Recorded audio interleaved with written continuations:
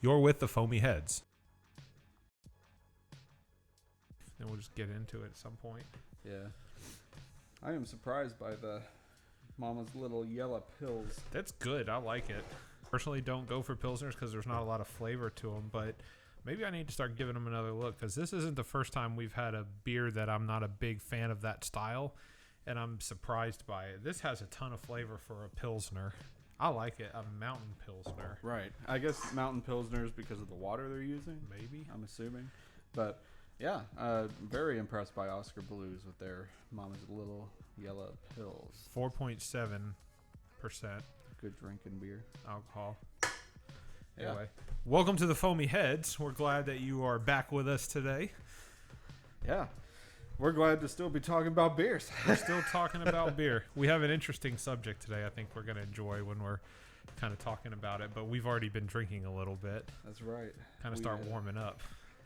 That's how we warm up the old pipes. The pills went down real smoothly, so I'm ready to get on to the next beer. What are we drinking? We're drinking... Ooh, the Dead and Dead from Rouge. Hell yeah, Dead and Dead Rogue. Dead Guy Ale, aged in Dead Guy Whiskey Barrels. 2018 edition. And it looks like they describe it a little bit more on the back by saying it's the classic Guy Ale with oak and vanilla notes from our whiskey barrels. Dare, Risk, Dream. So it's an 8.8% beverage. Yep. Dead Guy Whiskey Barrel Aged Deep Copper Maibach Style Ale with notes of whiskey and oak. Do we have a bottle opener? Oh, okay. Perfect. You've read my mind. We do. Yeah, we do. How are we not prepared? Looks like a switchblade. Yeah. We've got a Lagunitas butterfly knife Nice. bottle opener. It's a little heavy, though. The end's like super... It comes out like a switchblade. Well, yeah. Or I'm sorry. Yeah, butterfly knife. I'm Yeah. sorry. That is cool. Oh, it is Lagunitas. I forget who... Where'd you get it? Somebody gave it to us. It was my boss's, and somebody, I think, saw it at Lagunitas Brewing and brought it to him. Picked one up. Yeah. You got good friends. Still need that. Let's see. Curious to see how that'll sound. On... I'm sure it'll sound Nice. good. I'll do a last little swig here. I'm going to ignore a rinse since we're already going. Yep. It's a Pilsner anyway. There's not going to be a lot of flavor transfer. True. I'll let that foam die down. I like Dead Guy. Dead Guy was one of the first box that I've had, and I was a real big fan of it. So aging it in whiskey barrels, this should be interesting for me too. Yeah, it was whenever I got into craft beer, it was one of the main names down here in the southeast to pick up off the shelf. Rogue. So, yeah. And I remember buying Dead Guy Ale along with several other, I think they were specialty. They did a lot of just special batch kind of stuff for a while. And popularity kind of went down after one of their ventures that I can't even remember the point of anymore. And I stopped buying them just based on principle. But I need to relook and see what's come of Rogue since then, because I don't think I've set eyes on them until I saw this bottle. Yeah. I think we haven't. Well, no, that's not true. We had. What was the one that we had last week? Didn't we have a? Or was it you that had one, or was it me that had the single hop with? Was that Rogue? I don't know. I'm not recalling one. I've had too much beer since last week. I don't remember which one it was. Oh no. The one that I had was was it a Revolution? Oh yeah, with the not Amarillo, but Idaho 7. yeah, Idaho 7. I'm sorry, I was thinking of the wrong brewery. Once you have too many beers, you can't remember what you've had. It's a good problem to have. It is a good problem to have.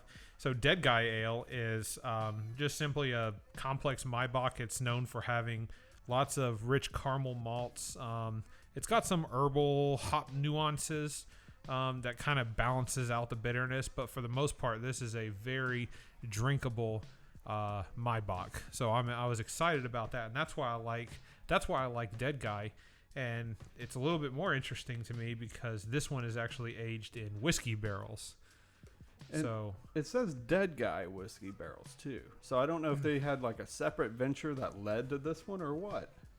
I wish I knew more about it, but I didn't. This was kind of ones we decided to try on the fly without doing our homework on. That's right. Well, I kind of prefer it that way. We get our true, honest, opinionated comments. Yep. And we can always discuss on it later. But here it is. Yeah, Rogue has their... Are you 21 or older? Yep, let me in. Here it is. Rogue Dead Guy Whiskey, a spirit of Dead Guy Ale. Yeah. 80 proof, 40% ABV. Fresh orange citrus aroma with a delicately sweet, rich malt complex and a clean vanilla finish.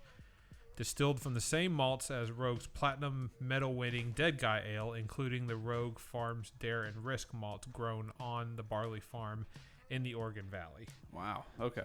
So I guess they took their Dead Guy whiskey and then they decided to age Dead Guy in it, and probably where the term dead and dead came from. Nice. I'm super interested in this now. Yeah, it's kind of reminding me of wasn't it Dragon's Milk that did the same? Mm-hmm. They did a exact similar thing where they have their own bourbon, which I've had.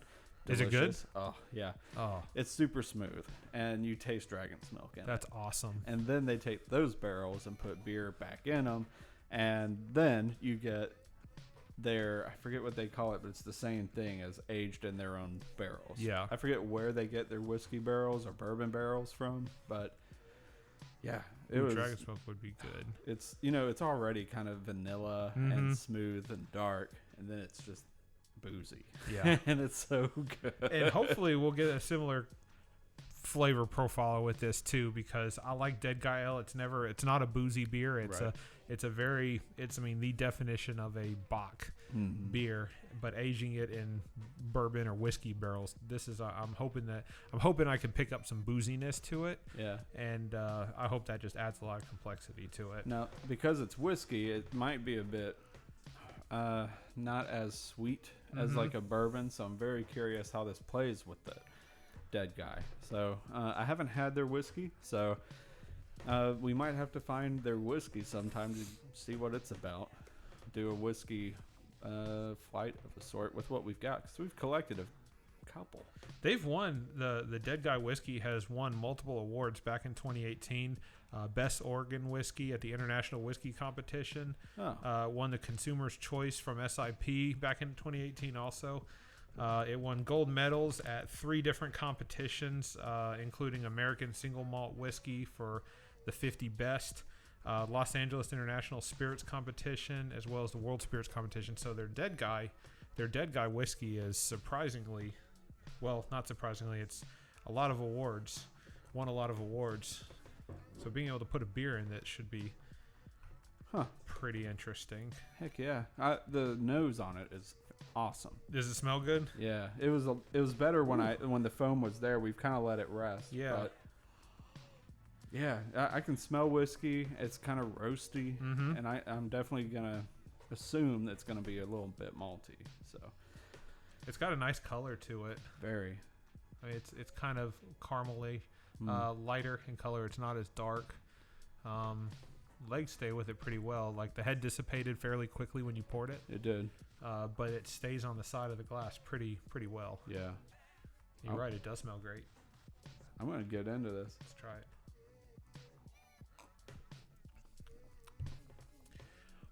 You can definitely taste the whiskey.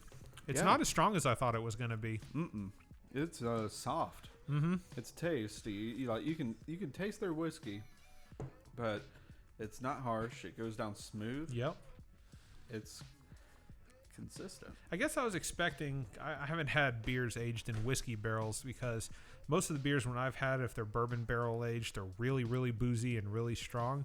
And this didn't come across like that at all to me, so I'm a little surprised.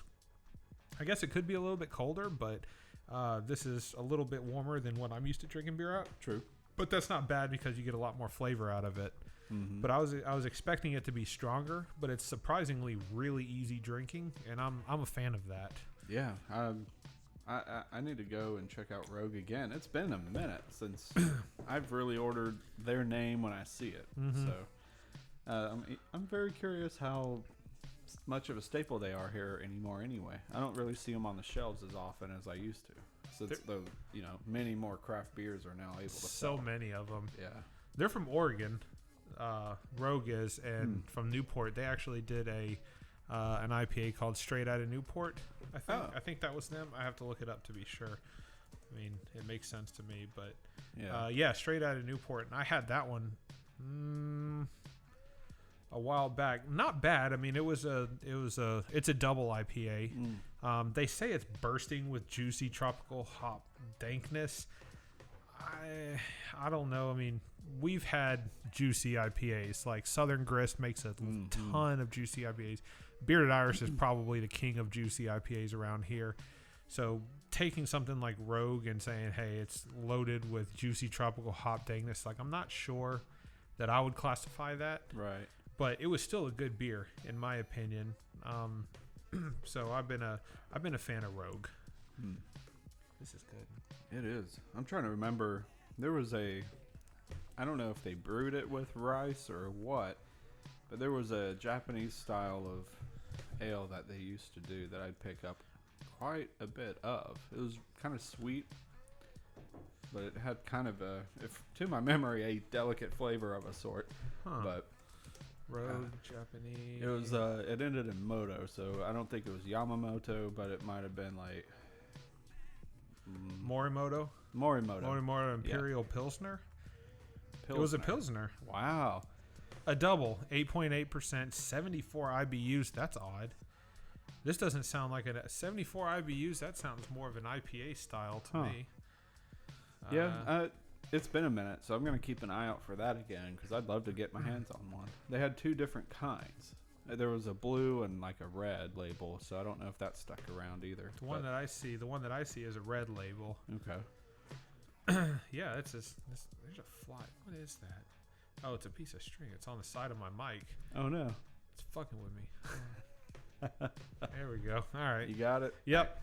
I'm good. Word. You drink too much beer, you start seeing sounds everywhere. That's right. Things start messing with you. I am super impressed by Rouge right now. Man, where would this fit on the rating scale? I would probably go ahead and throw a 3.75. 3.75. Mm-hmm. The average rating on Untapped is a 3.9. So you're not far off. You're not far off from the average rating on Untapped. Untapped ratings compared to whether it's Beer Advocate or Rate Beer, your Untapped's a little bit more, I think a little bit looser, a little bit more conservative when it comes to ratings. I think your hardcore beer nerds are going to be a little bit more on the closer to the average of something like Beer Advocate or Rate Beer. But 3.9, that's about on par with the 3.75 that you were going to get it.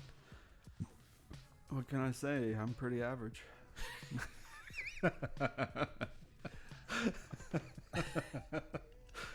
It's good.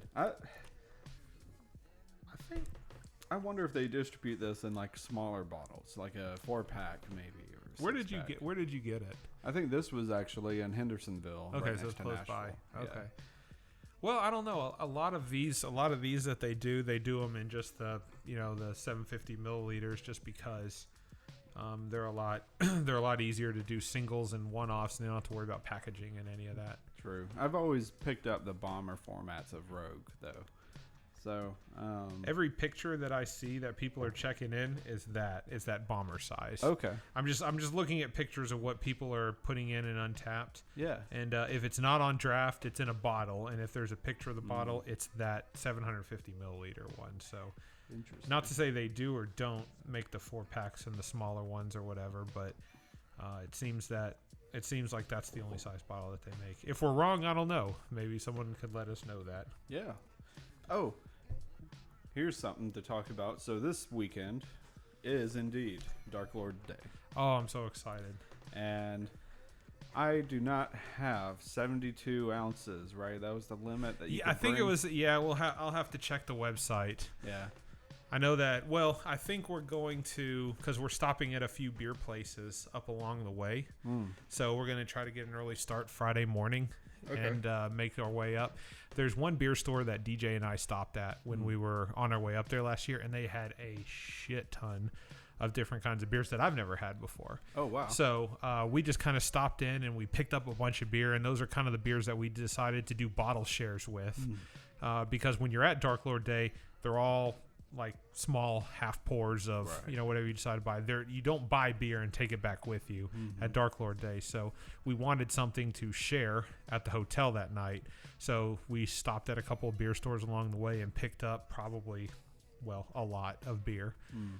So if you don't have any now, not a problem. Okay. You'll have some by the time we get to Dark Lord Day. That makes it made a couple of stops along the way. That'll make it easier then, because I was trying to create a battle plan, if you will, of what from Tennessee could I bring up to the bottle share, and I don't think it really matters because people will like and drink whatever beer you give them. So yeah, it'll be fine. But if I had to pick something from Tennessee, what would I bring? I guess is now more of the kind of trivial answer for this thought. It used to be like when I first got into craft beer, Yazoo came to mind. I was like, here's a staple in Nashville. But now when I say torch has been staple, passed on that. It has. Yep. They stick to their originals. They have a few variations. They do like the whole craze with the sours. But that's about all I know about Yazoo currently. Yeah. They got their Dos Perros and Hefeweizen and Sly Rye Porter. You can find all these in grocery stores now. They're common. Yes. Yeah. And the only person I knew I could trade a Dos Perros for was with my brother when he was in Atlanta, and I could not get in Tennessee any kind of St. Bernardus product. And that was, God, I really wanted those. So he would pick up, one or two of the larger sized, and I'd trade it for a 4-pack or 2 4-packs of Dos Perros. That's a good deal. It is. It's a really good deal. Really good deal. So I don't know if Yazoo, I don't think they can even be found outside of Tennessee right now still, though. I feel like they're still not distributed outside of the state. You don't think so? I don't know, though. Huh. I guess I've never looked. I that's just what I've heard, and I've never investigated. But no one talks Yazoo anyway. Who has that torch now, in your opinion? Oh, man. If you could, there'd be several, I guess. Yeah. Right? I mean, well, it's not what it used to be. Now there's so many good names in Nashville. You can pick 2. If you can pick 2 breweries, I'll give you breweries. 2 breweries that you can take with you to Dark Lord Day. You could say these are Nashville State. I already know which ones they're going to be. I'm just curious to know if I'm right. Go ahead. No. I mean, this is opinionated, so it's right regardless. Okay. Because we have so many. True. You can't really go wrong unless you choose like. Well, I'm not going to say the names because that's, that's putting them on blast. We're not here to harp on bad breweries. We're just here to call out good ones. That's right. No. I'd probably go with, in my opinion, I'd go with definitely Southern Grist and Bearded Iris. Those are the 2. Yeah. That's what I would go with as well. And right now, Southern Grist is still so new to me. I put them as number 1 because I always forget about them. They're super smart with what they do. Bearded Iris is just so big and well known that every person in Nashville wants their beer. Yeah. So I mean, you can't not just mention them. So it's they have found what works for them, and they're just pumping out different variations of. You can tell a Bearded Iris beer the moment you take the first sip. You go, yep. It might have a slightly variation to it, but it seems like they always start with the same base. Yeah. It's that juicy, kind of stuck at the back of your throat IPA, and then from there, the flavors change. Yep. Oh, man. I'd agree with that, though. We've got really good beer happening in Nashville, so it's a great time to talk about it. It really is. Okay, so bring some Southern Grist and bring some Bearded Iris. I've got both in my fridge actually right now. I might bring a couple of cans of Triple Home Style, and I might bring a couple of cans of the Navigating to Nothings, which is their new Southern Grist new IPA. That's got a Barb Rogue hop, which is a new French hop. It's known for very fruity and citrusy, like aromas and flavors. Oh. It is as close to a fruity IPA that you can get without going tart. And in my opinion, that's the sweet spot for me. Man. I had one the other day and it was awesome. That sounds really good. It was very good. I think this it'll be a good. like out of production item now, or No, I don't know. I picked up a 4-pack at Total Beverages out in Murfreesboro. So, I mean, they were distributing it in cans. Much of what they do is never really available more than for a couple of runs anyway, Right. you know, and then it'll come back, yeah. you know, and of course Noise Pollution, which is their double dry hop, super hazy IPA. Yeah. Maybe I'll bring some of that too. Man. But for the most part, I'm going to kind of just rely on when we go to a beer store and say, okay, we're going to be close enough to home to whatever we want will probably still be, you know, what we can get in Nashville also. Right. Yeah. Yeah. Man, I cannot believe how many choices we have. So here's the question then. What 2 breweries do you wish you could see their name more of, experiment more, and create like a newer version of, you know, they have 10 years, let's say, experience in Nashville. They're old school if they're one of the older breweries. And I'm like, why aren't you experimenting more? Yep. To compete with the new craft brewers who obviously know how to experiment and mix things up. Yeah, that's easy for me. Yazoo. Oh, totally. I think Yazoo was a staple. Linus Hall was the first craft brewery in Nashville to, you know, and he says, hey, we're going to do things differently because you have Yingling and you have, you know, that was kind of like one of the only craft beer, quote unquote, that we could get in Nashville. And Linus Hall said, we're going to come in and do something different, you know, and he started creating all kinds of stuff. This was before Sly Ride Porter. This was before, you know, you had all kinds of red ales and IPAs and stuff, and that just wasn't done in the craft beer industry. He was a leader in this industry. And I feel like over the years, other people have said, you know what, we look up to this guy, we respect him, we want to kind of do that too. And he just kind of got complacent, and all these other breweries started making different kinds of beers and spin-offs of the existing styles, and they just kind of fell into their sour and funk beers, you know, and then their staples, and that was it. I guess just kind of stayed the same. Mm-hmm. So, answer your question, I would say Yazoo probably. That'd be awesome. I think the community would get excited about it. Yeah. Too, in a, you know, I don't know how major, but we need to start talking to some people. See, we get can get outside a pulse. these walls. Yeah, we've kind of stayed in our own walls here.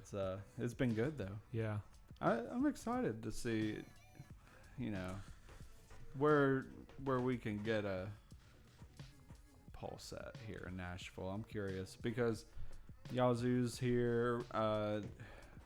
May Day would be such a good time if we could just sit down and talk one day. Ozzy. Oh, Ozzy. That dude's fucking nuts, man. Yeah, man. He's crazy. I remember, well, even just seeing Mayday's Instagram profile or any social media outlet, you can see Ozzy's a character and brings that whole just kind of fun times kind of vibe to He's the so brewery. much fun to hang out with. Mm-hmm. I remember I did go on a brewery tour. He's one of the first people to say, hey, $10, here's a pint glass. We'll fill it up 4 times throughout the tour. And I was like, I'm sold. Even if I don't like this beer, I'm going to get 4 pints of beer for $10 and a good time. Turns out his beer's good. Yes. You Plus. know? Plus. So, you know, and he hands his phone to somebody throughout the tour, and they get to sit in this wheelchair, and somebody's got to push him around. And they get to tweet from the Mayday account just throughout the tour, and he's nuts. Yeah. But he's awesome. He's super wacky, but it's a good time. He's a good guy. The Mayday would be fun because I know they've got their staples now, and they keep mixing things up. There's all sorts of new stuff coming out from them. I feel like because it's holiday specific probably, but you know. They're always coming out with more stuff, but it's always, a lot of them are taproom exclusive. So it's like, if you go to the taproom, you're always going to find something you've never had before, at least 2 or 3 beers. A lot of them never make it outside the taproom. Right. Which I'm okay with. Totally. I'm fine with that. You know, it's just when I walk into a brewery, I don't want to see the same 6 beers that I can buy on a grocery store shelf. Right. Show me something innovative. Yes. Mayday does that. Definitely. Yeah. And there's one more I'm trying to think of the name of. They used I think they bought a Fluffo building back 5 years ago. Now they've got a new campus. It's built up. It's been out for about 3 years. But Nashville? No. Fat Bottom? Fat Bottom's in Nashville. Yeah. Mm-hmm. Fat Bottom. Yeah. Is that what I'm thinking of, I think? Probably, yeah, because guy started out as kind of like us. He was kind of a developer IT guy and decided he wanted to pursue his craft beer Yeah. and that's kind of how he got started. Nice. Yeah. I still have not probably given the full credit to Fat Bottom that I haven't drank all of their beers, but I have been to the campus. The campus is super nice. Mm-hmm. Food's pretty good, but I don't know. The beers are just kind of like Yazoo, in my opinion. Yeah. Flagships. Yep. Get them anywhere, pick them up anywhere. You've probably had them before. Yep. You just don't see them. Yeah, there's nothing new usually. I tend to stray away from those because I'm always looking for something that I haven't had before. Right. Yeah. Same here. And I'm curious to dive in more on that subject too at some point in time in the future. Why is it we want just like constant new stuff? And there's a few psychological answers, I think, but I'd rather just take the beer perspective. Yeah. Because beer perspective, if you will. That was terrible. Hey, we're getting into it. Yeah. I think it's time for a rinse. Time for a rinse.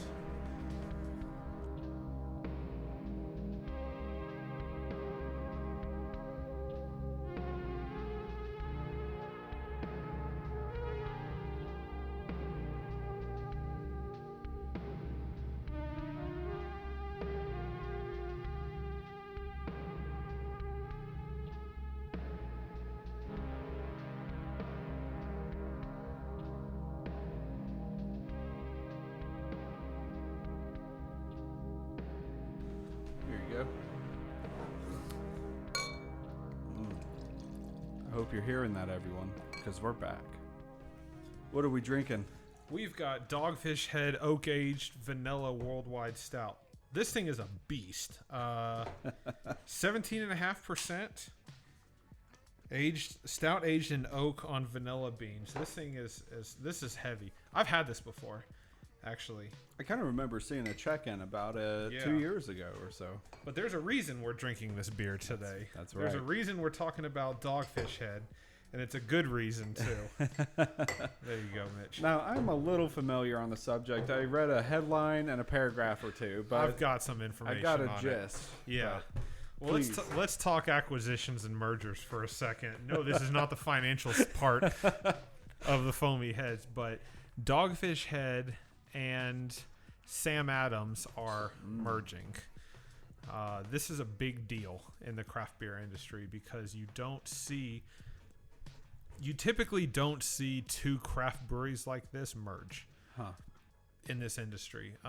Most of the time, you see a craft brewery that gets big enough to get bought by somebody like AB InBev, one of your bigger macro brewery or distributors where they say, hey, let's acquire you and then we'll let you run on your own. It happens all the time.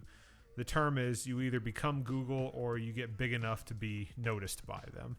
And that's exactly what's happened in this, in most of those instances. But this is different because you're talking Sam Adams, which is the second largest craft brewery in the United States, is merging with Dogfish Head, which is considerably smaller. Like as of last year, they're like 13th largest in the United States. So they're not huge, but they're big enough to where everybody knows them. And they're merging, and there's a lot of different thought, and I'm curious to get your thoughts on that too, because this is I've talked to people about this a lot over the weekend, and I've gotten both sides of the fence. So I'm curious where you sit on just the idea of two craft breweries being merged together. It's not necessarily when I say merging, Sam Adams is taking over. Jim Koch is he's gonna be leading the helm. Right. So it's a $300 million merger. So we're not talking chump change. This is a big deal. So I'm curious to where you stand on that whole idea of craft breweries like this merging together. So I'm gonna take a sip of my beer because I've already had it. You're not allowed to have a sip of your beer yet. It smells good. Yes. Oof. I was about ready to take a sip, and I smelled it. Man, that's strong. Yeah. Oh my gosh. Hold on, I gotta look this beer up real quick. So I'm excited about the merger because it kind of puts the idea in everyone else's head because there's so many out there. How I'm more curious on how many can you merge together, and will the product retain its kind of purpose or identity. But in Sam Adams and Dogfish Head's thing, I'd really like them to rename themselves Dogfish Sam Head or something. You know, like I hope there's at least a beer, just that like a complete abomination of a sort. That would be interesting, though. Yeah. Because, so we do know that both of these breweries are going to continue to operate on their own independent reasons. One's not shutting down and the other one's not coming in. They're just merging. Their financials are rolling up into one company now. But from what I understand, most these two breweries are going to continue to operate independently of themselves. It would be cool, to your point, to see a collaboration between the two breweries to signify to kind of signify the merger or the acquisition of these two companies put together. I think it'd be great to see the two different styles, or I don't know, not styles. That gets into beer, but I mean, they're two different whole companies. It'd be nice to see some beers in a fashion of collaboration. Well, of a sort. Styles, I think you're right. Dogfish Head is known for making weird stuff. Right. Like they were the ones that said, hey, we're going to put raisins in our beer.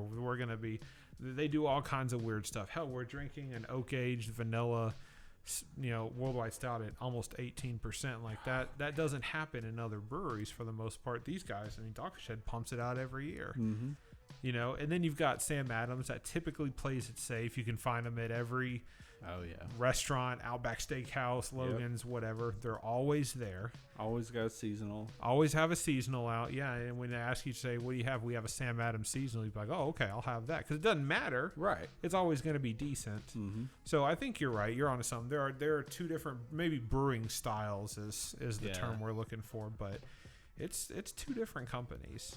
Oh, it's going to be interesting. I'm looking forward to see what comes out of it, longevity wise.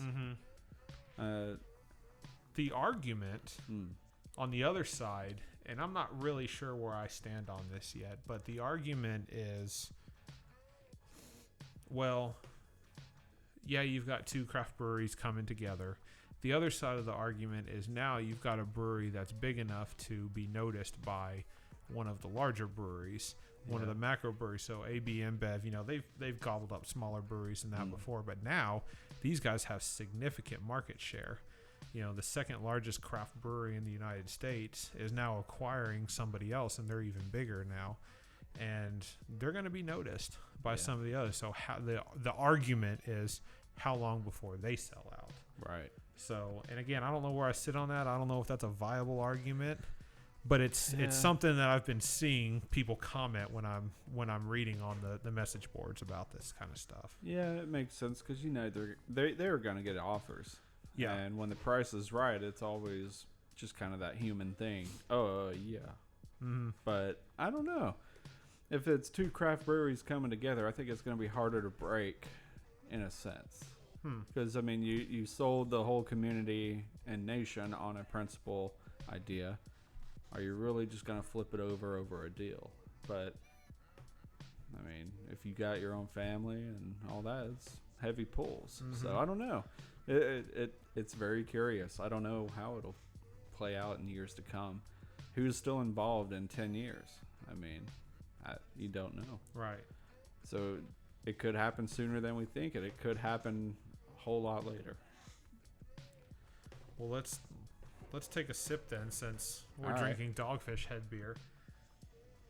It's pretty strong. It's boozy. Just on the smelling nose. it. Yeah. It is dark as hell, man. That thing is... This is aged for maybe 2 years. Really? Yeah. Okay. I can't remember. Does the bottle have a date on it?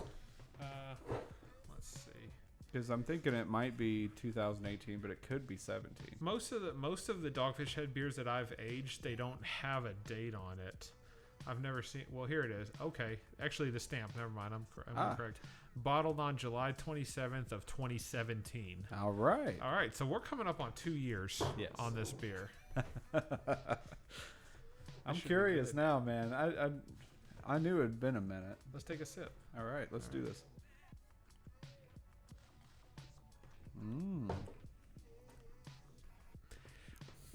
That is much better than the World Wide Stout that I had previous.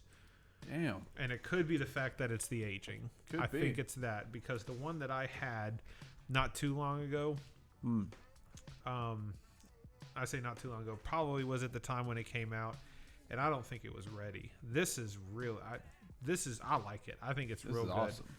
It is. Whew. You can taste that oak, and it is very boozy. Mm-hmm. Vanilla too. Yes. There's definitely some vanilla in there. That end of the at the end, I get tons of vanilla sweetness and a little bit of malt with it, and it's just really good. It's boozy, oaky up front, and then it fades to sweetness, and it's smooth.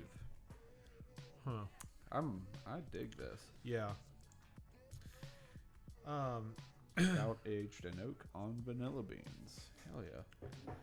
So a lot of the questions that are coming around is regarding the acquisition is, are they still going to be considered a craft brewery? Because now, since these companies are merging, they're going to be so large. Well, a lot of people that are asking the questions, I don't really think know what the true definition of a craft brewery is. Right.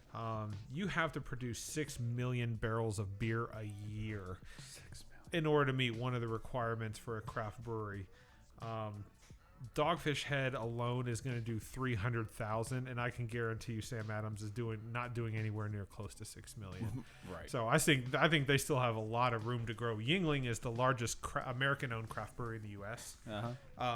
And they are the ones that typically have to redefine what is a craft brewery, simply for the fact that they brew so much beer. They're the ones that hit the limit. Interesting. A lot of the time. In fact, even up until a few years ago, they were. It used to not be 6 million barrels. It used to be like 500,000, and then Yuengling decided one year that they were making so much it was going to put them way over the limit. And a lot of the craft breweries wanted Yuengling to stay in because they're a force of nature. They are their best chance. They are the best chance, to take on the big three with Budweiser and Miller and Coors, all that. And right. So they amended the rules to keep Yuengling in, and they raised it from like 500,000 barrels a year to 6 million barrels a year to allow Yuengling to continue to grow at their pace. So I don't think there's any chance that these guys are going to get big enough to where they're going to possibly go over that limit. Right. So I think it'll retain craft. I think so too. The more when I first read it, I was kind of upset. Yeah. Because I like going for the little guy. I like, hey, but maybe you can't discount them for pursuing a higher that's the dream, level of right? passion. Yeah. And it could have gone the other way too. Definitely. They could have said, you know what, Sam Adams could have been acquired by AB InBev, or Dogfish Head could have been acquired by AB InBev right out the gate, and that was not necessarily an approach that they believed in. Right. Other craft breweries are doing that all the time. Goose Island was acquired by AB InBev. And all Wicked Weed was acquired. They're 100% owned now. Yeah. By a macro beer company. So they could have taken multiple outlets, but decided instead that they were going to merge two craft breweries together. So I think it'll be a good move. I think so, and it sets a certain kind of bar of a sort to hopefully you can do this instead of that. I think we'll see. You're right. I think we're going to see more of this. I think in an attempt to grow the craft beer industry, you're going to see more of these mergers. Definitely. Yeah. I'm curious if we'll get a coast to coast one at some point. A coast to coast one, like someone out in, let's say, California, just abstractly with Massachusetts. Because then you get two whole new coastlines that you can technically probably distribute from. Yeah. So. I guess that's a good idea. I never really thought about it, but Sam Adams is in Boston. Yeah. Delaware. Yeah, they're really not that far apart from each other. So I haven't heard of a coast and a coast. I don't know. Collaborations, sure, but yeah, mergers, no. Very curious how that'd roll, but well, it'd be interesting to see somebody like who's the guy who's the name is slipping my mind. They do the wow, I really can't even now. I can't even think of the beers that are produced. But they were in Tennessee for a while, and then they pulled out. Oh, because they Green Flash.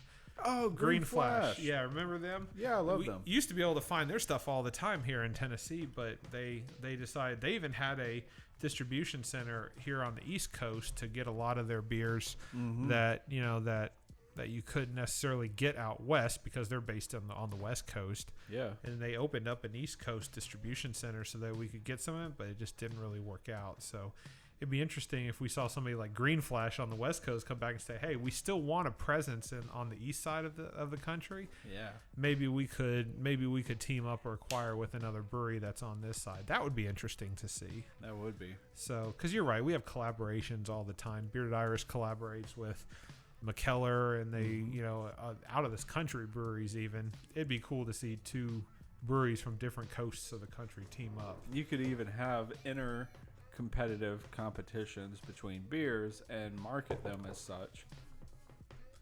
It only probably helps sales. Yeah. Kind of neat. That'd be fun. Let's concentrate on the beer for a second. Yeah, it's worth it. It's tasty. Yours is gone. I really liked it. I kept going sip. I think I'm halfway through mine. Of course, I'm talking because I'm the one that's like super true. fired up about this acquisition right now. Yeah. This merger. But yeah, I think it's good. I don't know. 17.5 or 17.8%, almost 18%, 17.5% ABV. Now, I can definitely tell it's heavy. Yeah. And it's definitely got the booze taste. It's there. It's there. It may not be 17.5% there, though. No. I would think if I was to blind test it, I would assume that I would say 12%, 13%. Somewhere higher up around there. Yeah, I could see that. We've had beers with less ABV that taste a lot boozier than this. Definitely. Yeah. Brewed with a ridiculous amount of barley. I'm just reading the description. Taking the Dogfish Head Classic and aged it in oak with real vanilla beans. With a little tender love and care, we foster this beer from smooth, sweet wort into the big, bad, blackened stout it always longed to be. Huh. Bold, port-like complexity goes great with or as a dessert. It's definitely desserty, but I could drink it normally as well. And I could get a full pint of it. We're doing it right now. I would drink a full pint of this beer. Mm-hmm. Yeah, it's definitely a sipping beer. Definitely. I couldn't drink this too fast. The 70 IBUs really surprises me because, 70 IBUs indicates that this is one hoppy beer. Maybe it's because of the higher alcohol content that I don't taste the hops in it. But 70 IBUs is like IPA status. And I don't taste any hops in this beer whatsoever. I don't either. The bitterness probably is covered by all that sweet vanilla and oak. Yeah, maybe. I'm curious why. But yeah, no. Maybe the hoppiness is the body that we just can't taste, but we can sort of pick out. I think that this is aged nicely. I said, I had this. I'm going to my Untappd profile right now because I don't remember when I had it last. Okay. Never mind. It was October of 2017. And I guess that was a couple of months after this beer had come out. So I actually had this same run of the World Wide Stout and gave it a 2.25. And I said, I am not a fan of this beer. What? The vanilla aftertaste is fake tasting and is way too strong. Whoa. I don't get any of that today. I get none of that. This beer for me is and this is just me, is a 4.25. Nice. I think it's a phenomenal beer. I don't really know. The only thing I can think of is this beer was not aged properly when I had it. Mm-hmm. And this is 2 years later, almost 2 years later. That is the perfect amount of time for this beer. I gave it a slightly higher score. Yeah. 4.75. That is a higher score. Dude, it's one of the best oak aged but heavily vanilla stouts that I've had. Yeah. So right now it's top shelf for me.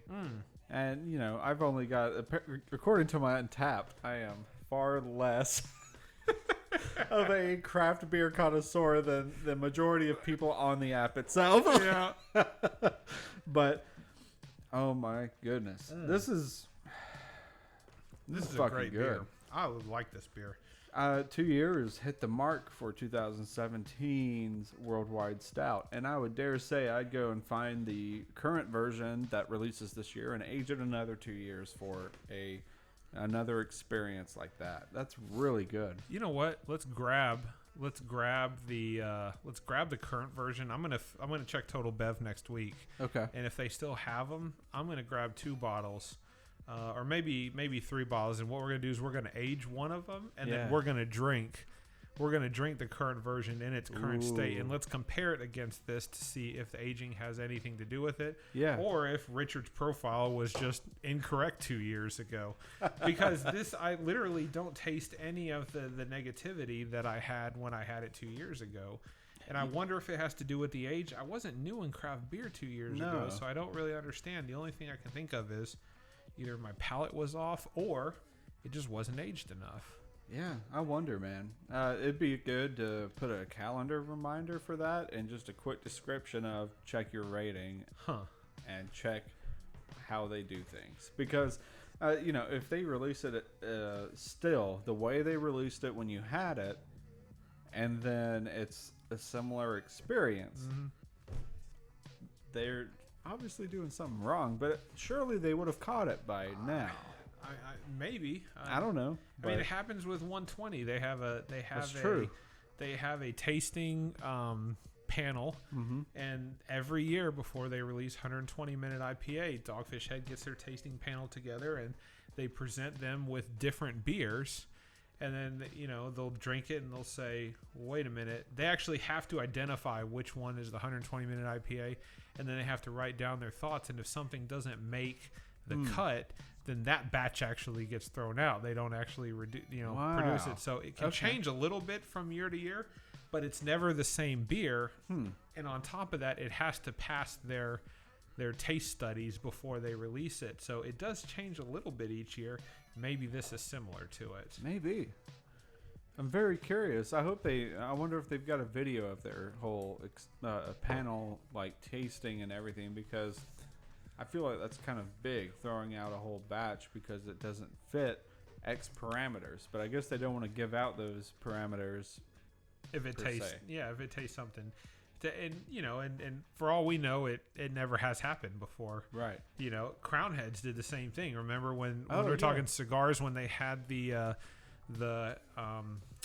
4 kicks, and they ended up having a run of cigars that was a lot stronger than they were anticipating. It didn't meet the Crown Heads profile, the 4 kicks profile, but they said, hang on, we have something here. It was too strong, and that's how the Mule Kick was born. True. So now every year when they come out with the Crown Heads 4 kicks, they have a separate version called the Mule Kick, and it's a lot stronger version. Maybe they do something different with the beer. Yeah, maybe. I don't know. Maybe instead of pouring it down the drain, there was a documentary. It was on Netflix a while back about Dogfish Head, and that's where I learned about it. Interesting. I've been wanting to sneak more. Not really sneak. We say on our description, beer, barbecue, and cigars. We haven't talked about cigars. We haven't talked about cigars much. This will be our 3rd episode that we've published. Yeah. We've got probably like 30 episodes total, but, we were learning our shit, just how we flow. But cigars would be definitely something I would like to start off with. Like, we record here inside a building that is no smoking. That makes it difficult to talk about cigars when you're not physically smoking one. Exactly. Yeah. So that's why we haven't really focused on it. But it could be, we could say, this is what we smoked this week. Yeah. Or this is the one I'm looking forward to. Or we can start throwing some stuff in. I don't know. I'm throwing that out there. It'd be interesting. That would pair well with this worldwide stout also. A cigar would be great. Grab a nub. Yes. With the worldwide stout. Anything I would think from like a medium to a bold, but not spicy. Right. Yes. Maduro would probably be the best choice for something like this. Oh, man. Let's just start pairing some cigar types with some beers. That'd be great. That'd be good. Yeah. Because, oh, man. It definitely can do it with whiskey, liquor. Bourbons and whiskey are easy to pair with a cigar. Yeah. And I think we should just always make a comment of it moving forward. That'd be great. Yeah. Because, okay. On the spirit of cigars that we're talking right now, Yeah. Tabernacle. Oh, so good. Those are so good. Every time. How did we discover that? Did you know about that when we were walking into Casa del Monte Cristo? I did not know about it. Okay, it was recommended to Yes. us. Got it. All right. Yeah, we walked into the shop and we were wondering about any kind of new types of cigars because we kind of stick to the staples. Once you've been smoking cigars for a few years, you know what you like. Right. You go and seek out whatever new they've done or familiar kind of stick, right? So, for some reason, we just had, I guess, a collective thought of let's try something new and not local and whatever. I couldn't tell you who Tabernacle is made by. Nope. But the associate that helped us at the shop was just like, hey, this has been selling. We can't keep it on the shelves, but we got some in a couple days ago and they're still here. Here they are. And it was the Tabernacle. Sold.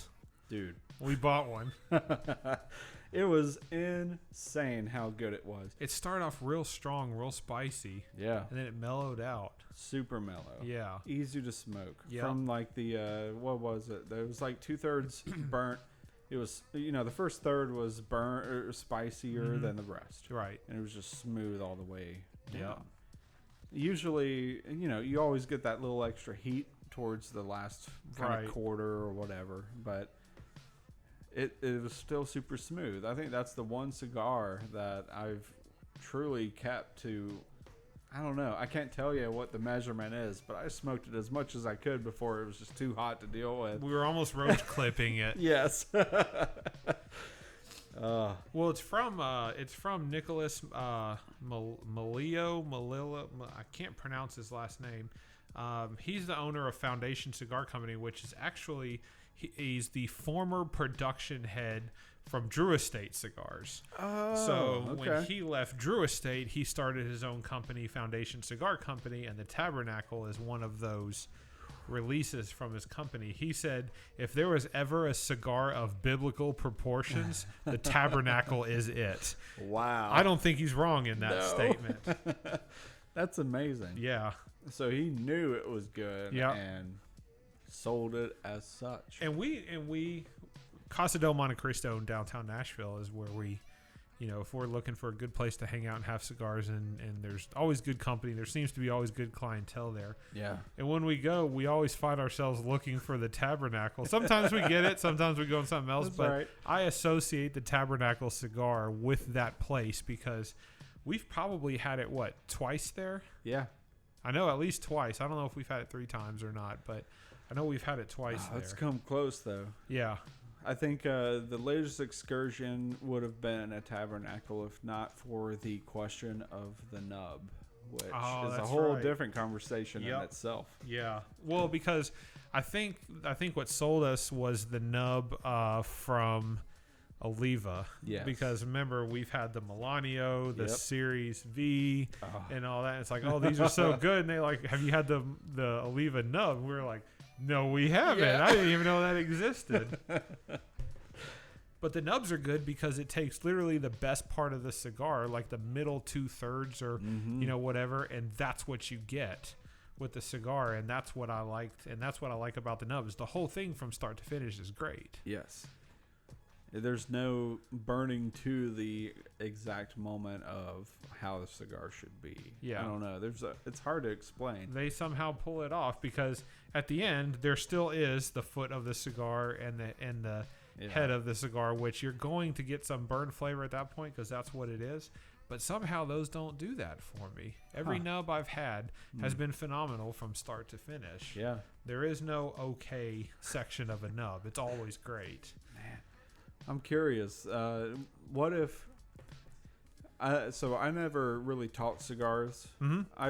I can talk when I've had one. I can say what I want or like in it or whatever. But let's say I don't know if this experiment's been done, but one of the larger ring gauges. I don't think ring gauge really matters, but it does. Okay. Yeah. So it does. Yeah. Let's take. What's a tasty, larger ring gauge size cigar at full size? What is a good one? I know T52. So T52 from the guys that do the Undercrown. Yeah. You have the Drew Estate. You've got the T52s. Then you got the number 9s, the Dirty Rats. But the T52s come in a double Corona size, which is pretty big in ring gauge, but it's also pretty long cigars. So all right, I take a T52 here. All right. Now that's the top scale. Okay. Let's call that top shelf guacamole. If you're with me here. Top shelf guacamole. From a lower shelf, what do you think is a good sized, larger ring gauge cigar, full size? I know Rhino. Our boy Rhino. Yeah. What were those called? Well, I know I've seen an Asylum. I think Asylums, yeah. But I'm not sure what he smoked on. That's what he smoked. It was. Yeah, it was the Asylums. Yeah. Okay. The 7x70 ring gauge cigars. Those things are huge, gigantic. But I don't know if they're good. They're not bad. Okay. Yeah, not bad. They're like $6-7 for that much of a smoke. You could pass it off as cheap. Yeah. But when you smoke it, it ends up being a decent cigar. So, okay. I mean, let's go with that. All right. So this is where I'm heading. Take a good full-size cigar and cut it down to the size that's sold as a nub. Ring gauge and all? Ring gauge and all. Like, yeah, ring gauge can be different. I'll put it out there. All right. But I'm curious. I'm like, is it really the best part of the cigar because it's sold as such? Or, I don't know. I don't think anyone's taking their money on a, let's say, 52 and, like, cut it in half. A whole third off. Yeah. They don't cut the foot and then the crown off. I feel like you'd want to smoke that extra part later anyway, just because to say you got your money's worth. But so let me make sure I understand your theory. Yeah. Your theory is not the nubs are good because it is literally the best part of a cigar.